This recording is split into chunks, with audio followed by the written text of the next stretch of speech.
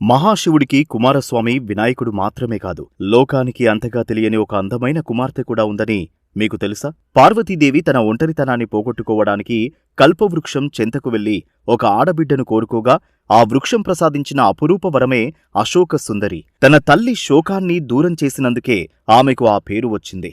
అయితే ఈమె గురించి పురాణాల్లో ఎందుకు ఎక్కువగా ప్రస్తావించలేదు?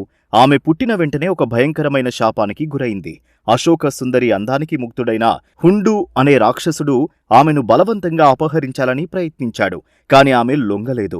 తనను రక్షించే వీరుడు జన్మిస్తాడని, అతని చేతిలోనే హుండూకు మరణం తథ్యమని శపించింది. అన్నట్టే చంద్రవంశపురాజు నహుషుడు జన్మించి ఆ రాక్షసుని సంహరించి అశోక సుందరిని వివాహం చేసుకున్నాడు. దేవతగా జన్మించిన సామాన్య స్త్రీలా అనేక కష్టాలను ఎదుర్కొన్న ఈమె కథ ఎంతో స్ఫూర్తిదాయకం.